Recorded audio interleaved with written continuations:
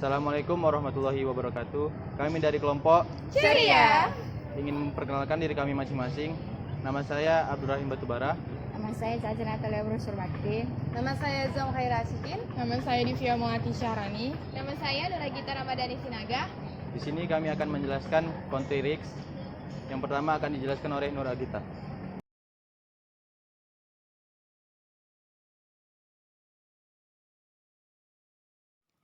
Apa itu country risk? Country risk atau risiko negara adalah potensi kerugian yang dapat dialami oleh investor, perusahaan, atau lembaga keuangan akibat ketidakstabilan atau kondisi negatif di suatu negara.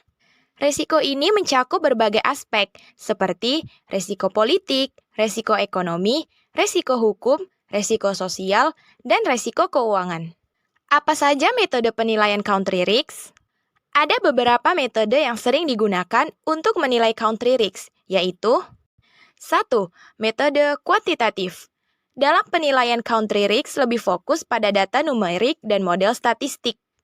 Ini mencakup analisis indikator ekonomi seperti INFBSI, produk domestik bruto atau PDB, neraca perdagangan, rasio hutang terhadap PDB dan nilai tukar.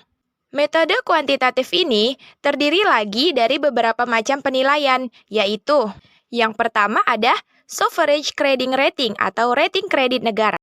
Lembaga seperti S&P, Moody's, dan Fitch memberikan peringkat kredit berdasarkan kemampuan negara membayar utang. Rating ini mencakup analisis kuantitatif seperti rasio utang terhadap PDB, tingkat inflasi, dan cadangan devisa. 2. Economist Intelligence Unit (EIU) Risk Model. Menggunakan model yang memprediksi risiko ekonomi dan politik di negara tersebut berdasarkan data statistik. Yang terakhir ada Country Risk Scores atau CRS.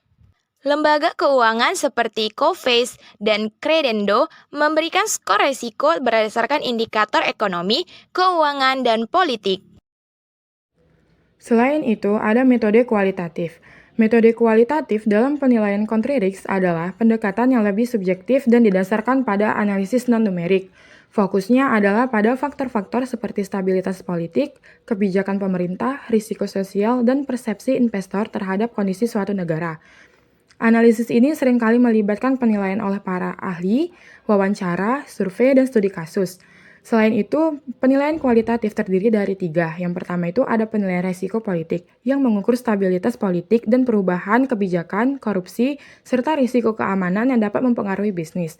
Yang kedua, ada analisis skenario, memproyeksikan berbagai skenario politik dan ekonomi yang dapat terjadi di masa depan dan dampaknya terhadap investasi. Yang terakhir, ada survei kualitatif yang wawancara dengan ahli ekonomi, investor, dan pengambilan keputusan untuk mendapatkan perspektif tentang risiko negaranya. Selain itu, ada beberapa penerapan country risk yang dapat diterapkan di negara-negara lain. Yang pertama itu ada Coface Country Risk Assessment.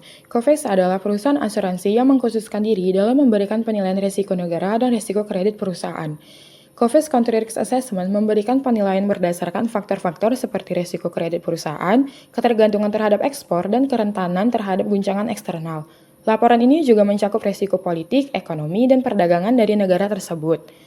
Yang kedua, ada International Country Risk Guide yang menggabungkan metode kuantitatif dan kualitatif untuk menilai risiko politik, ekonomi, dan keuangan negara. Penilaian ini sering digunakan oleh lembaga keuangan, investor, dan pemerintah untuk memahami risiko yang lebih mendalam di suatu negara. Yang terakhir ada OECD Country Risk Classification, menyediakan klasifikasi risiko negara berdasarkan kemampuan negara untuk membayar kembali hutang luar negeri. Penilaian ini digunakan dalam menentukan suku bunga minimum untuk pinjaman yang diberikan oleh eksportir negara-negara OECD. Klasifikasi ini juga mempertimbangkan stabilitas ekonomi dan politik negara. Selanjutnya yang akan dibahas adalah negara yang terlibat country risk. Contoh dari negara yang terlibat country risk adalah negara Yaman. Yaman merupakan salah satu negara dengan country risk yang sangat tinggi. Hal ini disebabkan oleh kombinasi berbagai faktor, termasuk krisis politik, konflik militer, kemunduran ekonomi, dan tantangan sosial yang signifikan. Faktor-faktor country risk di Yaman antara lain yang pertama adalah konflik bersenjata yang berkelanjutan, ketidakstabilan politik, krisis kemanusiaan, kemunduran ekonomi, dan yang terakhir adalah ketidakpastian hukum. Penerapan penilaian country risk di Yaman. 1. Analisis kuantitatif. Poin 1. Indikator ekonomi. Dalam kasus Yaman menunjukkan nilai negatif atau sangat rendah dalam indikator ekonomi. Poin 2. Model ekonometrik, yang dimana probabilitas gagal bayar utang negara menunjukkan bahwa Yaman berada dalam risiko tinggi. 2. Analisis kualitatif.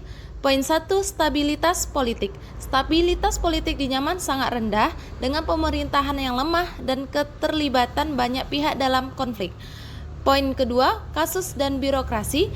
Tingginya tingkat korupsi dan birokrasi yang tidak efisien. 3. Soft risk rating. Poin 1. Peringkat kredit. Peringkat kredit Yaman ke level yang sangat rendah yang mencerminkan risiko gagal bayar utang dan ketidakmampuan pemerintah untuk menstabilkan ekonomi. 4. Country Risk Premium atau CRP. Poin 1. Tingkat pengembalian investasi. Investor yang mempertimbangkan risiko yang sangat tinggi untuk mengimbangi ketidakstabilan dan ketidakpastian. Biaya-biaya yang sangat tinggi untuk proyek di Yaman. Sekian penjelasan dari kami, kurang lebih mohon maaf bila ada salah kata. Wabillahi akhir, wassalamualaikum warahmatullahi wabarakatuh. Dadah. Maybe we can talk.